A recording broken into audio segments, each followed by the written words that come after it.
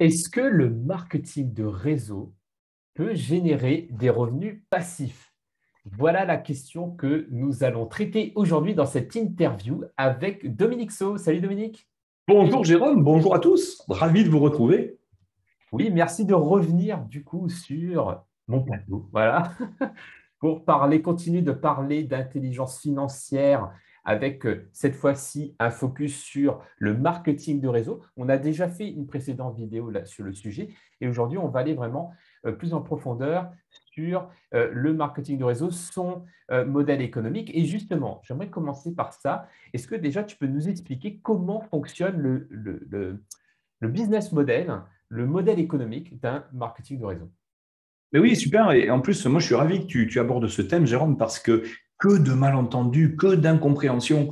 En fait, on sent aujourd'hui des fois les gens se braquer contre le marketing de réseau ou ces terminologies MLM qu'on avait un petit peu détourées dans les vidéos précédentes. Et en réalité, ce qu'on pourrait faire ensemble pour les gens qui nous écoutent, c'est justement de revenir un petit peu dans le petit coin du bon sens. N'importe quelle entreprise a toujours à cœur d'écouler ses produits. Qu'elles vendent des services ou des produits, les entreprises ont des choses qu'elles apportent au monde et donc elles ont besoin de les distribuer.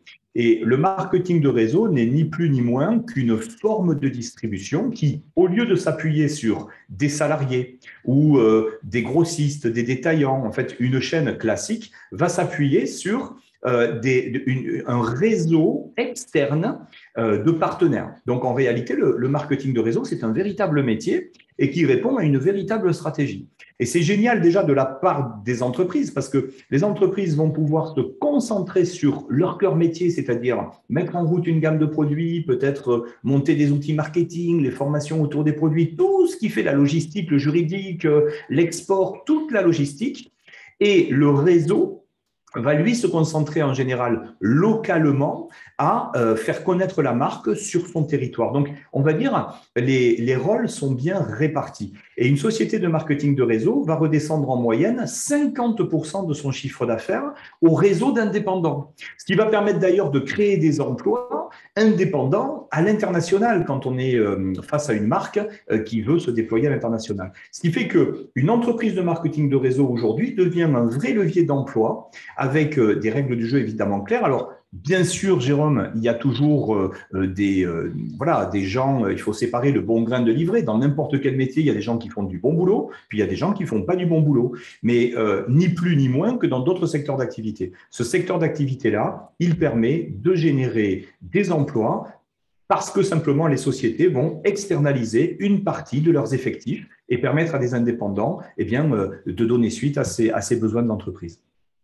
D'accord, donc là, pour le marketing de réseau, on est vraiment sur de la vente de produits qui génèrent un chiffre d'affaires et une partie de ce chiffre, la majorité donc, de ce chiffre d'affaires, du coup, répartie sous forme de commission, donc de revenus, on va dire, variables, en fait, pour Oui, les professionnels indépendants qui travaillent sur cette plateforme et qui, du coup, dépendent de leur performance. Donc, on n'est pas sur un salaire qui va du coup tomber tous les mois comme un salarié, quelle que soit la performance. C'est qu'ici, on est intéressé par le résultat. Donc, si on cartonne, eh bien, du coup, notre rémunération va cartonner. Mais en même temps, si on n'apporte pas de résultat en termes de chiffre d'affaires à l'entreprise, il n'y a pas non plus, donc il n'y a pas de création de valeur, donc il n'y a pas de revenus générés pour la personne. C'est ça, hein. bien sûr, et dans ce que tu viens de dire, il y a quelques points qu'il faut peut-être préciser. Le premier élément, c'est que certes, une entreprise a besoin de vendre, mais elle n'a pas besoin que des métiers du vendeur. Et là, il y a beaucoup aussi d'amalgames qui sont faites. Dans le marketing de réseau, on va trouver plein de profils. On va trouver des recruteurs, des managers, des coachs.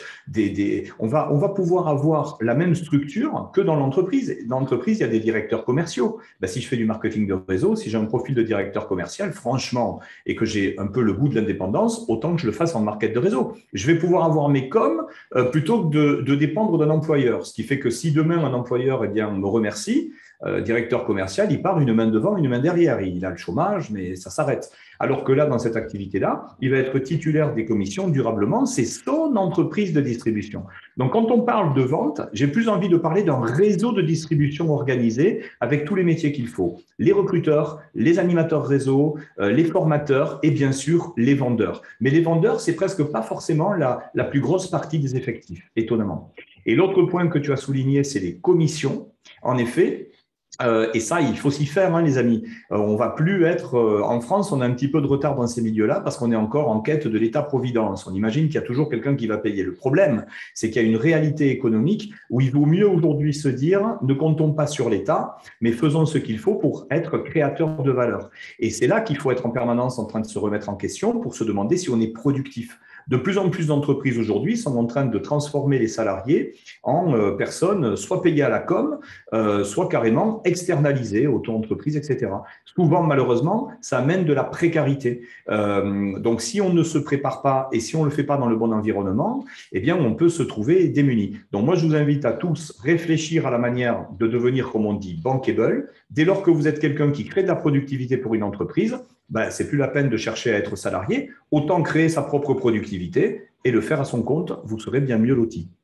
Mais justement, un enjeu important quand on est à son compte, parce que justement, moi, je me suis lancé comme ça, et c'est pour ça que je continue à faire des interviews d'entrepreneurs comme toi pour pouvoir apprendre de la réalité de l'entrepreneuriat. Et mine de rien, dans une des réalités de l'entrepreneuriat, c'est que, eh bien, on n'a peut-être pas autant de régularité de revenus. On a un revenu qui va fluctuer en fonction de notre activité. Est-ce que le marketing de réseau apporte ça aussi, ou est-ce qu'il apporte aussi peut-être une forme de régularité? Parce que, mine de rien, le sujet de cette vidéo, c'est les revenus passifs. Oui, absolument. Bah, d'abord, je pense que quand on veut bâtir, un peu comme moi j'aime toujours revenir petit coin du bon sens. On va prendre la métaphore d'un agriculteur. Un agriculteur, il va avoir un champ, il va planter des graines. Toutes les graines vont pas forcément pousser, mais il fait le pari que s'il en plante suffisamment, au bout d'un moment, il va prendre soin de ces plantes, elles vont pousser, ça va donner des fruits, et ensuite il aura des fruits à chaque saison avec un effort, on va dire, modéré. Par contre, au début, il faut avoir la vision, il faut être prêt à ce qu'on investisse à des endroits où tout ne va pas forcément fonctionner et jusqu'au moment où il va falloir s'occuper de ces plantes-là pour qu'elles jaillissent. Donc, qu'est-ce que je veux dire par là? Première idée, lancer une entreprise en marketing de réseau, ce n'est pas une entreprise qui va générer l'équivalent d'un salaire du jour au lendemain. Ça veut dire qu'il faut les deux stratégies. On a une formule qui dit j'ai un job à plein temps pour payer mes factures, je vais peut-être prendre un job salarié à plein temps pour avoir un revenu immédiat, et j'ai mon entreprise à temps choisi pour gagner ma liberté financière. Donc en fait, on est capable de mettre sur pied une activité de marketing de réseau en parallèle de son emploi. Et ce qu'on va expliquer derrière, c'est qu'il est temps d'envisager de lâcher son emploi, on va dire sécurisant, quand sur une base régulière, je fais 2 à 3 fois le revenu que j'ai en salaire avec mon entreprise de marketing de réseau à mi-temps. Parce que tu vois un petit peu l'esprit. Si j'ai un job à plein temps et que je peux générer avec un job à mi-temps 2, 3 fois le salaire que je fais avec un job à plein temps, et en plus c'est ma boîte, ben, il vient un moment où du coup je vais lâcher mon job à plein temps. Donc en toute chose, il faut avoir la tête dans les étoiles, mais garder les pneus qui collent à la route. Parce qu'une fois par contre que mon entreprise est lancée, ce qui est génial, c'est que ça va générer des revenus passifs parce qu'une entreprise comme celle-là consiste à coopter d'autres personnes avec soi. Et du coup, quand on a mis sur les rails d'autres personnes, eh bien, on est en capacité de voir la stabilité de ces revenus apparaître parce qu'on travaille en équipe et que les autres aussi ont intérêt à rester parce qu'ils gagnent leur vie avec le projet. Et c'est de là qu'on va se sécuriser financièrement et durablement. Donc là, je vais faire référence à la précédente vidéo que nous avons fait ensemble, dans laquelle nous avons parlé du marketing de réseau et dans lequel il y a le multi-level marketing, le MLM, Oui. qui du coup permet d'avoir aussi des commissions sur la performance de son équipe. Oui. Et du coup, par rapport à ce que tu dis sur cette notion de revenu passif, est-ce que c'est là-dessus que l'on va avoir des revenus récurrents lorsqu'on travaille en marketing de réseau? Tu peux faire plein de choses.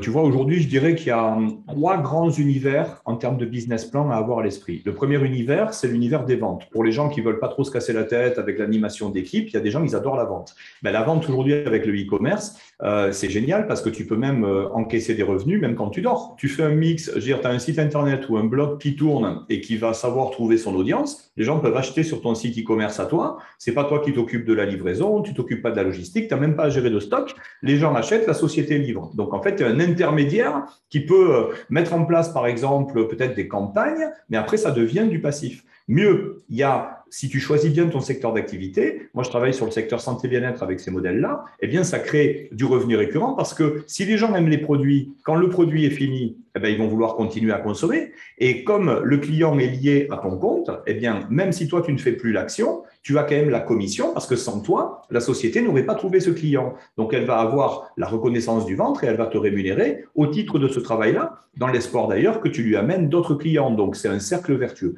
Ça, c'est pour les gens qui font de la vente. Pour les gens qui font de l'affiliation, même histoire. C'est la possibilité, peut-être aujourd'hui avec Internet, de mettre en place des systèmes en fait qui vont tout d'un coup présenter une visioconférence sur les nouvelles formes de l'emploi et avoir la possibilité de laisser les gens cliquer s'ils veulent en savoir plus et petit à petit d'être mis en rapport avec les gens de l'équipe. Moi, j'ai plein de gens dans mon réseau qui sont des apporteurs d'affaires. Ils comprennent ce qu'on fait, ils n'ont pas envie de s'impliquer trop, ils n'ont pas le temps. Quelques heures par semaine, par contre, ils vont un peu comme quelqu'un qui aurait le plaisir d'offrir, en parler autour d'eux et dire tiens, il faudrait que tu rencontres Dominique parce que tu m'as expliqué que tu en avais marre de ton job. Et là, moi, je connais Dominique qui, lui, recherche des gens pour les aider à imaginer un projet de diversification d'activité. Et poum, c'est moi qui vais m'occuper de ces gens-là. Donc, tu vois, tu peux avoir des gens qui, aujourd'hui, par le biais des réseaux sociaux, créent cette chaîne où moi, je reçois des contacts grâce à eux et eux vont être rémunérés parce que sans eux, j'aurais pas eu ces contacts-là. Et puis, bien sûr, donc tu vois, ça, c'est du passif aussi. On met en place le truc et après, c'est du passif. Et pareil sur la partie donc MLM, où là, tu vas essaimer des professionnels. Donc là, par contre, c'est un travail plus conséquent parce qu'on va amener des gens au succès et on va les aider, on va leur apprendre à devenir des professionnels du network marketing, comment je peux créer un réseau de distribution autonome. Et donc là, évidemment, la société va nous rémunérer parce que ça lui évite d'avoir des directeurs commerciaux, des animateurs. Donc tu le fais au départ avec les gens que tu lances et à un moment donné, la mécanique se déploie et à partir de là, ça va générer des revenus qui ne sont plus du tout corrélés au temps que tu y passes. Donc au début, tu y passes du temps parce que tu démarres, un petit peu, tu sais, quand tu pousses une voiture, au début, elle est lourde, et puis tout d'un coup, il y a la force d'inertie qui fait que, boum, elle s'en va, elle s'en va. C'est ça la stratégie. Quand tu achètes un appartement, si tu fais l'analogie avec l'immobilier, eh ben, il faut bien à un moment donné construire l'appartement. Tu vas avoir aucun locataire si tu n'as pas un bien immobilier. Et ben, de la même manière, on est en train de créer un système de revenus passifs parce qu'à un moment donné, on a mis sur pied une prestation de service qui vit de manière autonome dans un certain laps de temps. Bon, bah, c'est beaucoup plus clair. Donc, moi, si je comprends bien par rapport au marketing de réseau, il y a plusieurs manières de pouvoir générer de la valeur dans un marketing de réseau. Et dans chacune de ces manières-là, eh bien, on peut générer de la récurrence de revenus et aussi des revenus sans qu'on ait à travailler. Sauf que, bien entendu, ça demande du temps, ça demande de l'énergie, une sorte d'investissement initial pour mettre les choses en place parce que ça ne se fait pas du jour au lendemain. Donc, merci pour ces éclairages, Dominique. Avec On plaisir, se retrouve pour une prochaine vidéo. carrément, avec grand, grand plaisir. Et oui, avant que j'oublie, si vous êtes encore là, il y a également Soft Skills Magazine spécial finance et entrepreneuriat qui est gratuit. Et si vous souhaitez le télécharger, je vous mets le lien en dessous de la vidéo. Voilà, vous n'avez qu'à cliquer sur le lien et vous avez de quoi lire ensuite pour vous documenter sur le sujet. Allez, je vous laisse. Merci, à bientôt. Et